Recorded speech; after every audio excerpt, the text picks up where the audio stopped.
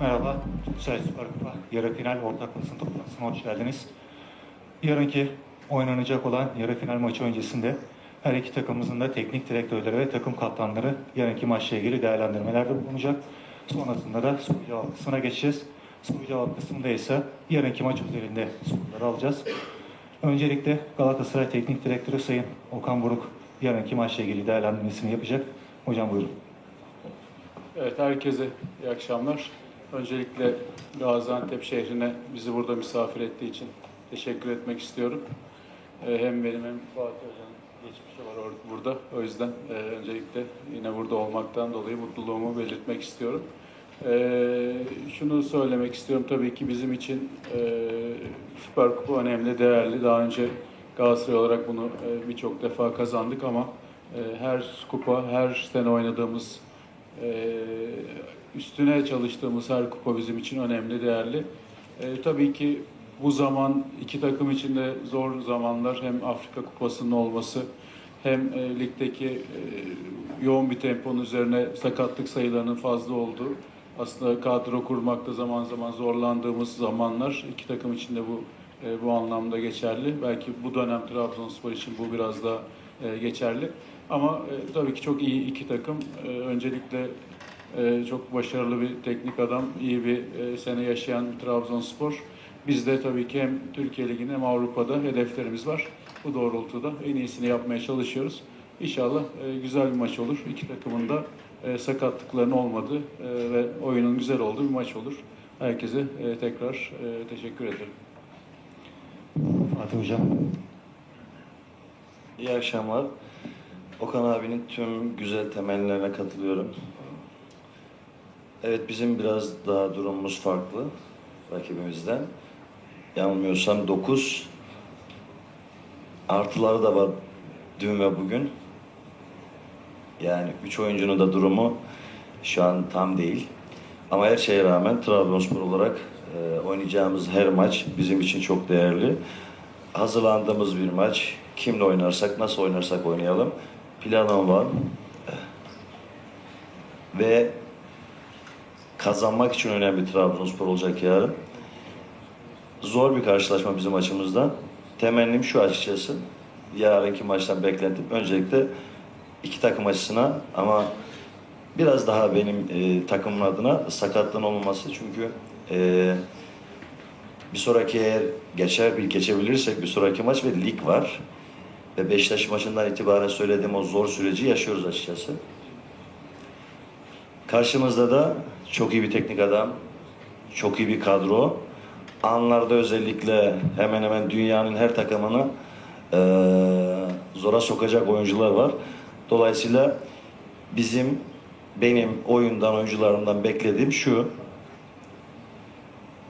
duygu olarak camiamıza hangi halde olursak olalım, çalıştığımızı, tekrar ettiğimiz şeyleri sahada görmek ve bunu pes etmeden o mücadele gücü istiyor. Bunu taraftarımıza geçirmek istiyoruz. Dolayısıyla rakibimiz adına çok söylenecek şey var. Çok zor bir karşılaşma bizim adımıza. Onlara da başarılar diliyorum. Hakkımızda en hayırlısı neyse olsun. Seyredenler güzel bir maç izlesin. Sakatlıksız, kazasız, belasız. Söyleyeceklerim şu an için bu. Evet, Mario Icardi ile devam edebiliriz. Buenas noches a todos. Bueno, para nosotros como jugadores, un título más. Como bien dijo el míster, estamos jugando partidos muy seguidos, pero nos adaptaremos a esta situación. Vamos a jugar mañana una semifinal.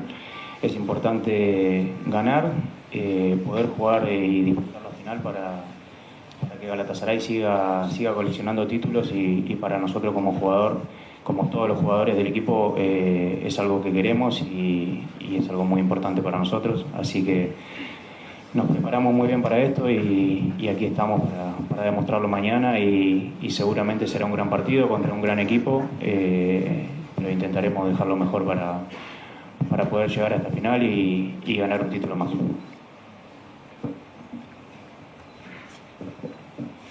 İyi akşamlar herkese. Evet, biz oyuncular olarak bir kupa daha kazanmak istiyoruz tabii ki de. Hocamızın da dediği gibi bu maç bizim için çok önemli bir yarı final. Bir yandan birçok maç oynuyoruz. Maç üstüne maç ve bunun arasında bu yarı finale adapte olmamız gerekiyor. Ve yarınki maçtan da Galatasaray olarak tabii ki de kupa kaldırmak için tekrardan yarınki maçı almamız ve finalde de oynamamız gerekiyor. Biz hazırlıklarımızı yaptık ve yarınki maçımızda da büyük bir rakibe karşı oynayacağımızın farkında olarak bütün mücadeleyi ortaya koyup finale gelmek ve oradan da kupayı kazanmak istiyoruz tabii ki de. Vakame ile devam edebiliriz. Good evening, everybody. Like my coach said, we are a bit lack of few players right now. But tomorrow is a very important game for Trabzon, for the team and for the city of Trabzon. So it does not really matter who plays tomorrow. What matters is to put on the jersey from Trabzonspor. We are going to play a tough game against a good team like Galatasaray. For me, games like this is always joy for me because playing against a team like this helps my football as well. So tomorrow we are looking forward to the game and we hope we're going to come good and we really want to win this game to see if we can get to the cup final. Every cup is very important for Trabzonspor, so I hope we can get this one also. Öncelikle herkese iyi akşamlar. Aslında hocamızın da belirttiği gibi eksik oyuncularımız var, aramızda olmayan arkadaşlarımız var. Ancak en önemli olan şey Trabzonspor formasının sahada olacak olması. Trabzonspor formasını yarın kim giyecek olursa olsun sahada en iyi mücadeleyi vermeye çalışacak. Bu tür maçlar tabii ki Galatasaray gibi rakiplere karşı oynadığımız maçlar. Ayrıca bir zevk oluşturabiliyorlar, futbola daha da bir katabiliyorlar. Ama bizim en önemli hedeflerimizden bir tanesi bu maçı kazanıp kupaya uzanabilmek. Trabzonspor olduğu her alanda, yarıştığı her alandaki kupaları kazanmak ister. Yarın da böyle bir mücadele olacak. Yarınki maçı kazanıp yine daha sonrasında kupada finale uzanıp finalden sonra da kupayı yine tekrar kazanabilmek istiyoruz. Evet, soru cevap kısmına geçeceğiz.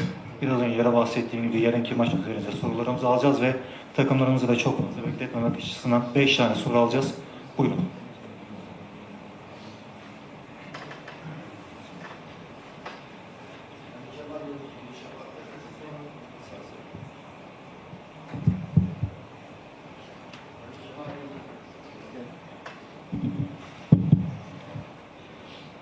Ali Kemal Yazıcı, Yeni Şafak Gazetesi. Benim sorum her iki teknik adama da. Şu anda Türkiye'de 14 takım ikinci yarı öncesinde ama geçen sezon bir başarı elde ettiği için bu Süper Kupayı hak eden 4 takım da maç oynayacak. Biri 5'i, biri 6'sı, sonrasında 10'u. Bu maçların da uygun bir formasyonla mı geldiniz? Yoksa bu maçlar değil de ikinci yarı, ligin ikinci yarısıyla ilgili kamp programı şeklinde bir hazırlık dönemi mi yaptınız? Eğer kamp dönemi hazırlığı yapamamışsanız bu kupanın burada bir etkisi var mı? Teşekkür ederim. Şöyle tabii ki kamp dönemi tabii ki yapamadık. Yani birkaç antrenman yapıp biraz oyuncularımız dinlendi çok. Çünkü yoğun bir tempodan çıktılar. Birkaç gün dinlendiler. Tekrar antrenmanlara başladık. Ve maç haftası gibi bir şey oldu bizim için. Bir hazırlık süreci olmadı. Bunlar da aslında bir yandan da tabii ki bir kamp döneme geçirsek onda farklı bir şeyi var. Yani ilerleyen dönemler için. İşte daha çok dinlenebilirlerdi, daha çok hazırlanabilirdik ama şu andaki durum itibariyle de bunları aslında biraz da yani bir hazırlık maçı gibi görmek tabii ki çok önemli maçlar. Ama sezona hazırlık maçları gibi görmek önemli oluyor. Burada da zorlu tabii ki sakatlık riski olması. Demin Fatih Hoca da dedi, onlar için, lig için bizim de hem lig maçları, Avrupa maçları başlayacak tekrar ayın 21'inde, 21-28. Yani buralara inşallah yani sakatlıksız girmek çok önemli, çok değerli. Oralara hazırlanıp girmek bizim için daha iyi olabilirdi ama bu organizasyonu da tabii ki bir hazırlık maçı gibi ama tabii ki çok ciddi bir maç gibi düşünüyoruz. Yani bir yani o anlamda anlamında söylemiyorum tabii ki. Hani en iyi kadromuzla çıkacağız, elimizdeki yeni oyuncularla çıkacağız. Ama bir yandan da yani ligde kazandığımız tempoyu devam ettirme maçı gibi olacak bizim için. O yüzden yani oyun içerisinde tabii ki bu değişiklikleri yapacağız. En önemli şey burada sakatlıksız geçirmek. Ya geçen senenin başarılı takımları dediniz, doğru. Normalde ödüllendirilmesi gerekirken değil mi? Bir nevi cezalandırıldık gibi gözüküyor. Ama takvim bu. Trabzonspor olarak bizim yaptığımız, tabii ki kamp yapmadık ama dinlenmeden sonra olabilecek en uygun fiziksel antrenmanlar. Birkaç günümüz çok yoğun geçti açıkçası. Sonrasında Galatasaray maçına mevcut oyuncularımızla olabilecek önce 11'i bulmaya çalıştık. Ve Galatasaray'a karşı oynayabileceğimiz oyunda neler yapabiliriz?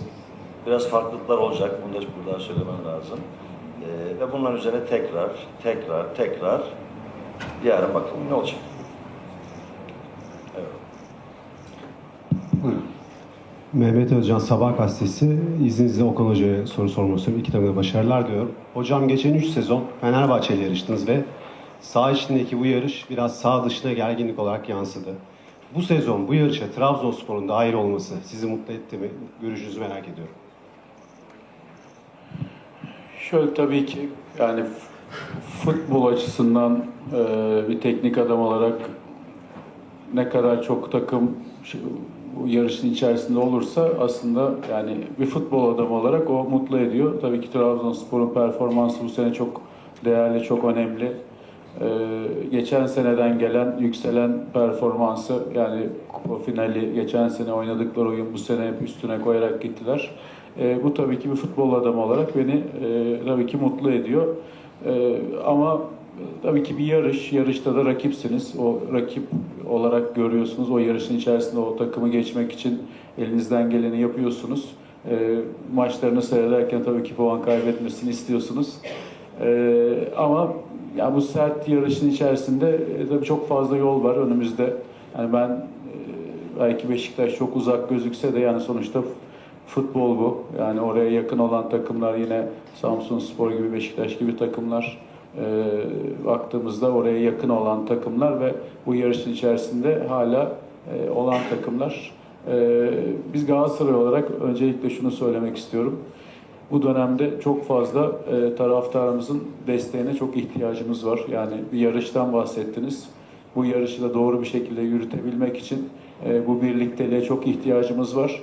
O yüzden ben Galatasaray taraftarına özellikle tekrar o duygumuzu yakalamak için, beraberliğimizi yakalamak için çok güçlü olmamız gereken bir zamandan geçiyoruz. Yani lig maçları var, Avrupa maçları var.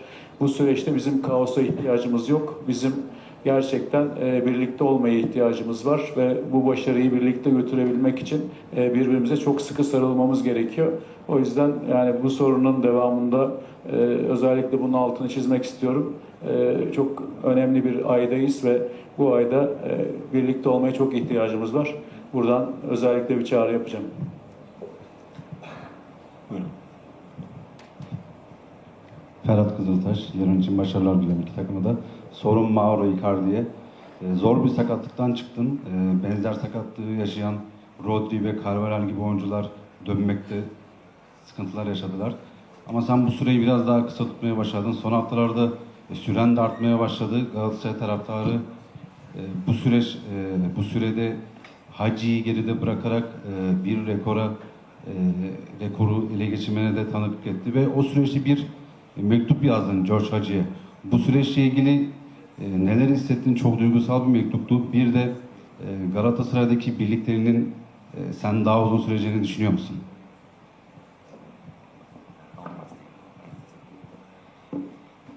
Bueno, sí, para mí como jugador creo que el tema de la lesión, como dijo, es un momento duro, pero ya lo pasé, me pude recuperar bien. Durante 7-8 meses hice una preparación para poder jugar de la mejor manera. Después con el staff técnico y staff médico hicimos un periodo de recuperación y poco a poco pude entrar en el campo más minutos y poder ponerme de la mejor manera. Por el tema de Haji, sí, es un honor. Sabemos que que para Galatasaray es una persona muy importante, un jugador que marcó una época y más allá del jugador es una persona muy importante para la familia Galatasaray. Y poder superarlo y llegar a este récord es un honor, es increíble para mí y esperemos que de ahora en adelante los jugadores que vienen detrás y que puedan convertir goles con Galatasaray sea un objetivo poder alcanzarme. Eso es lo mejor y lo más lindo que te puede dejar el fútbol, y como jugador es un honor.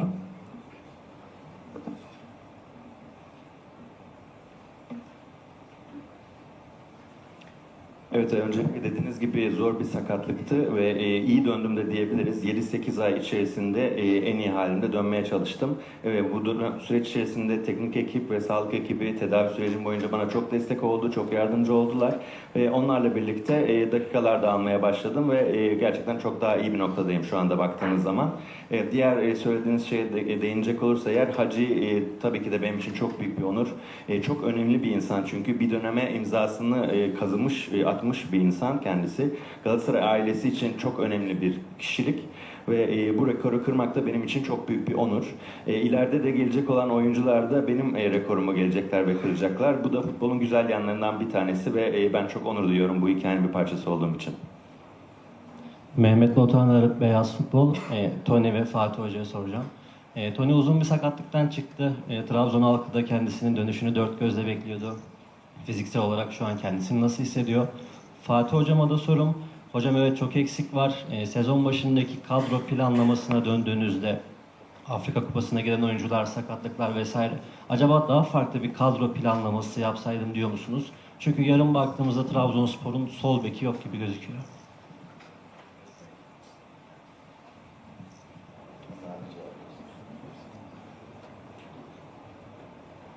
Yeah, I've been training. I've been working with the team. I've been working alone. The coach has been a big assistant for me. He has been patient also, and also the medical staff. They have helped me a lot, and I feel good right now. Of course, I'm not 100% because I've not played any game, but I feel good enough to play a game whenever the coach needs me.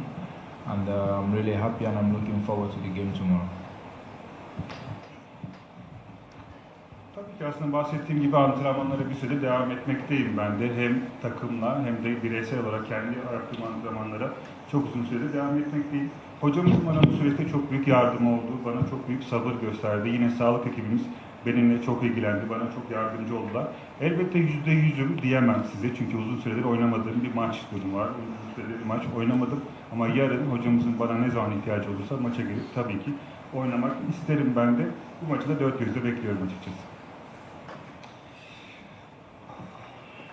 Kadro yapılanmaları tabii sizin dışarıdan gördüğünüz, okuduğunuz ve anlattığınız gibi değil. Biz teknik adamlar olarak kendi adıma başta söyleyeyim ama bu genelleme de yapabilirim çünkü birçok arkadaşımla konuşuyorum. Bunlar aslında öngörmekte bizim adımıza bir sorun yok, orada bir problem yok. Bunları konuşmada da problem yok. Koşulların oluşması, ekonomik, mali yapılar, oyuncuların istekleri, oyun formasyonlarına uygunluğu, geç kalınmışlık, kulüpler açısından söylüyorum, gibi bir sürü neden var. Dolayısıyla yani normalde sezon başında ortaya koyduğumuz bir kadro var. O kadronun kaçta kaçı bizimle? Onu ben biliyorum. Onu sizin bilmenize gerek yok. Dolayısıyla kulüplerde, kulüplerimizde maalesef yani yaşadıklarından üzerinden söylüyorum. O söylediğin gibi bir durum oluşmuyor. Yani Fatih Hoca al dediği alınmıyor. Öyle bir şey yok yani. Çünkü bu koşullar bazen uygun olmuyor. Çoğu zaman. Bizim açımızdan biraz daha zor bu işte. Yani iyi bir oyuncuyu alırken belli maliyetler ödemek zorundasınız. Onu şu an ödeyecek güçte değiliz biz. Devre arasında bakın normalde bizimle olması gereken oyuncular olması lazım değil mi? Beğendiğimiz bazen bizi beğenmiyor. Anlatabiliyor muyum? Yani o koşullar öyle, şurada oyuncular var gel, öyle bir şey olmuyor yani. Bu transfer işleri öyle kolay değil. Özellikle devre arasındaki oyuncular. Kaldı ki ben bu konuda oyunculuğu öncesinde koyduğum bazı kriterler var. Ahlaki olarak benim takımıma, benim kulübüme uygun olacak. Davranışsal olarak profesyonel olacak. Çok kriterim var. Bunların hepsini bir arada bulmak bu kadar kısa sürede çok mümkün değil. Dolayısıyla bunu söylediğin şeyi başkanımız da çok arzu ediyor, da söyleyeyim yani. Ama bu her istediğiniz olacak bir alan değil. Çünkü şunu, burada hepiniz sağ olun gelmişsiniz.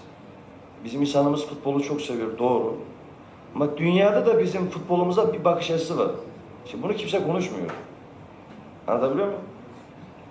Dışarıdan yabancı, yani yabancı demeyelim, diyelim hadi yani. Dışarıdan bizim kulüplerimize bir bakış açısı var. Oyuncular açısından, kulüpler açısından. Bu yukarıda falan değil. Yani bunu kimse sesi söylemiyor. Ben söyleyeyim. Aşağılarda. Çünkü oyunu konuşmuyoruz, çünkü futbolu konuşmuyoruz, çünkü futbola ait şeyleri konuşmuyoruz. Bunu şimdi ben konuştuğum zaman bu gene absürt bir şey olacak yani. Ama ben bunu konuşmaya devam edeceğim. Gerçek olan bu. Dolayısıyla Türkiye'ye istediğiniz maliyetlerde, istediğiniz kalitede oyuncuları almak mümkün değil. Bir isteyen oyuncu, özür dilerim, bir değerindeki oyuncuya 5 vere alabiliyorsunuz. Yanılıyor muyum abi? Evet abi. Öyle. Bu ülke futbolunun gerçeği. Bunu biz yaşıyoruz. Şimdi yani Galatasaray, Fenerbahçe, Beşiktaş bizden bu konuda çok daha yani daha fazla para harcayabiliyor diyeyim yani. Yanlış bir ifade olmasın ama biz o konuda daha tutumlu olmak zorundayız. Dolayısıyla bizim şartlarımız biraz daha kısıtlı. Biz bu arada ne yapıyoruz? Benim olduğum dönemden itibaren ne kadar olacaksam da oyunun üzerinden. Oyun.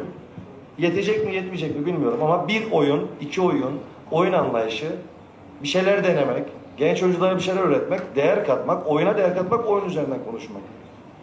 Amacım bu. Rica ederim. Buyurun. Nurgül Günaydın, Futbol Arena Taka Gazetesi Trabzon'dan.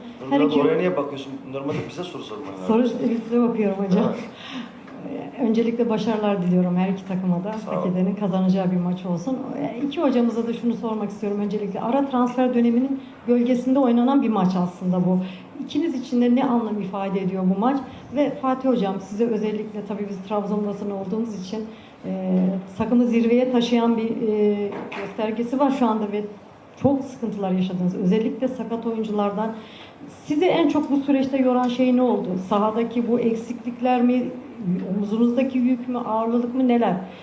Bir de son olarak futbolun evrildiği son dönemlerdeki farklı şeylerin konuşulduğu bir dönemdeyiz. Mesaj olarak neler söylemek istersiniz? Her iki hocam ya da futbolcular da bu anlamda neler söylemek isterseniz taraftarlara ne mesaj vermek istersiniz?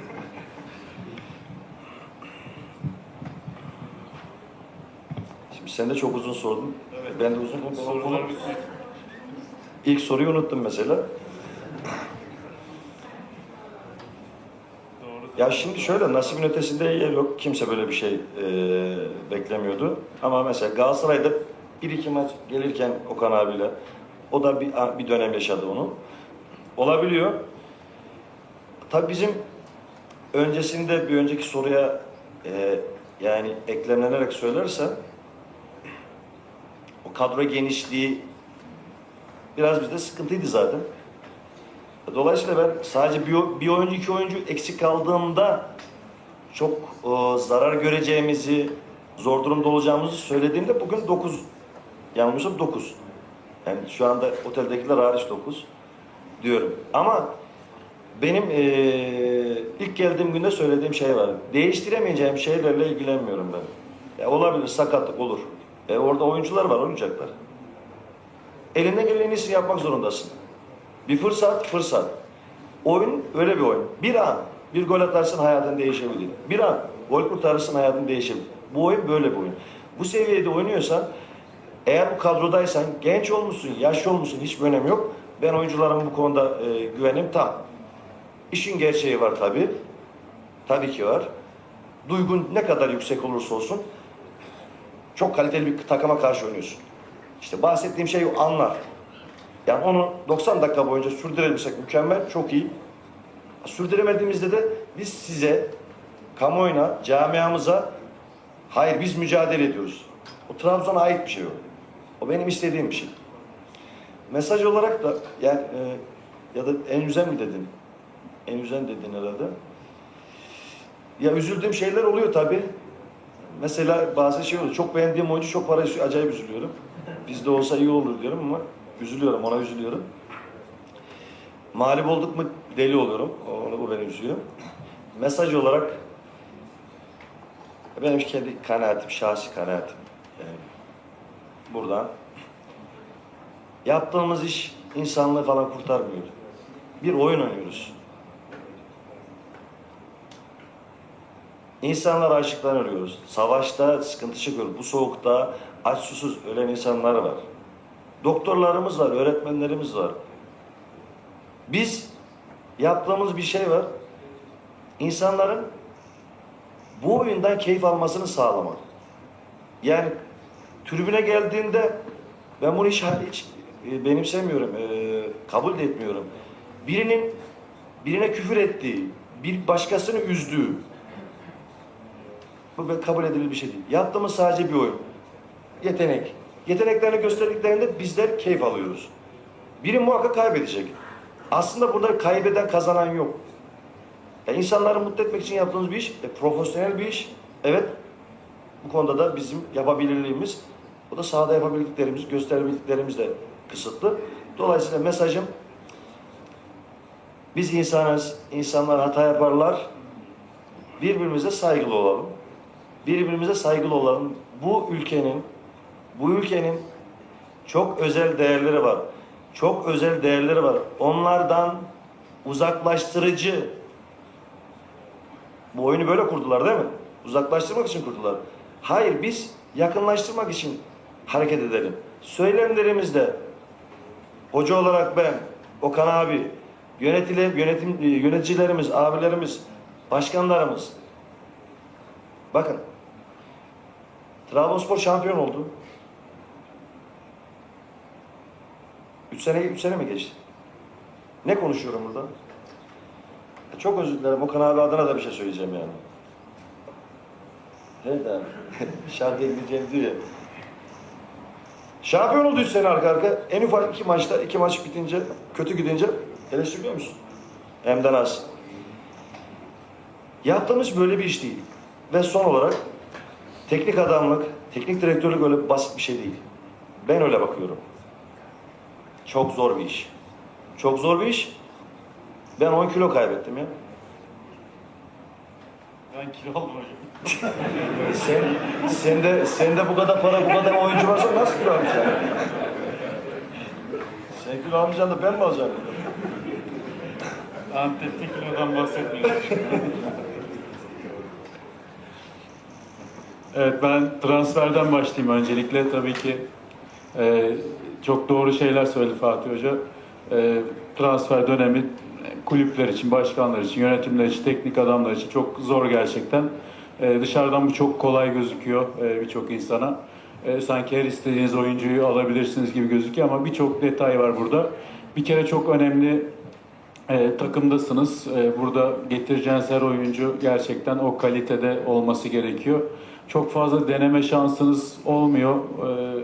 Biz bunun biraz aslında son yıllarda bununla ilgili çok fazla sıkıntılar yaşadık ama ilk defa bu sene özellikle transferde 5 oyuncu aldık. 5'i de tabii ki Osimhen geçen sene bizle beraberdi ama 5 tane oyuncu direkt olarak kadromuzun içerisinde oynatabildiğimiz oyuncuları tercih ettik.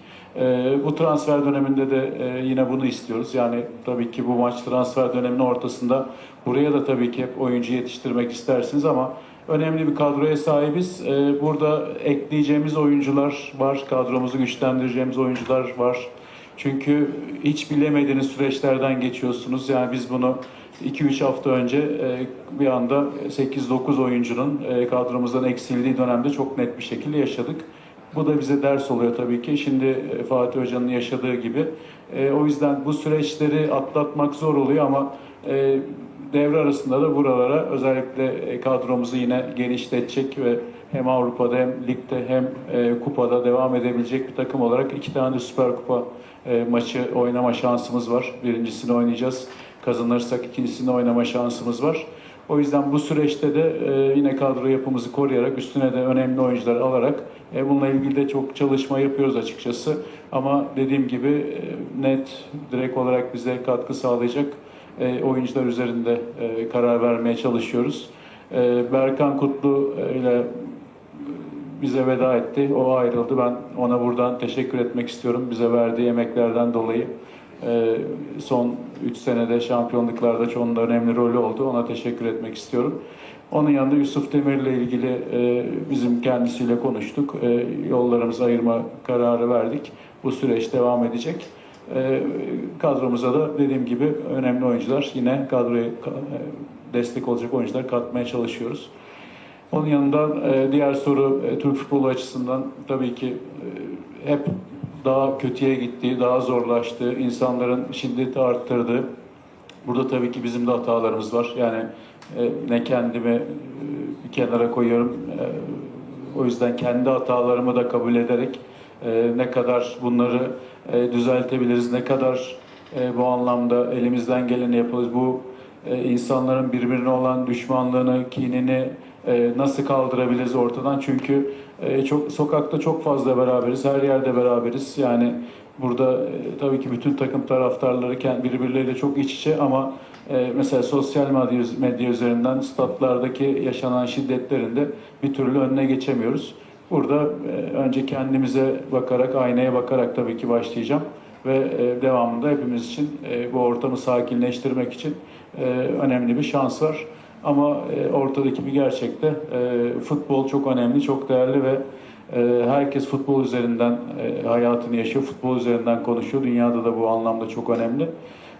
Bu kadar önemli olan sporun içerisinde de ister istemez gündemi meşgul eden sadece futbol oluyor.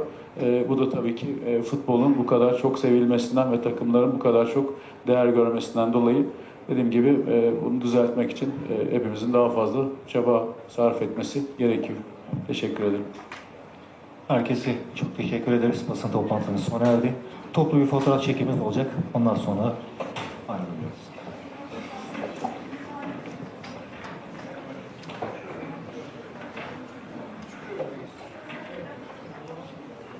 Koltuklar arkaya mı gidiyoruz? Ne yapıyoruz?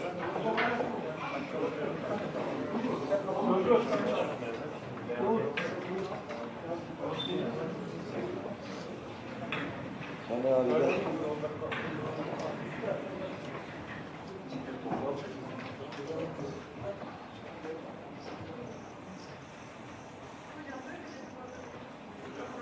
Hocam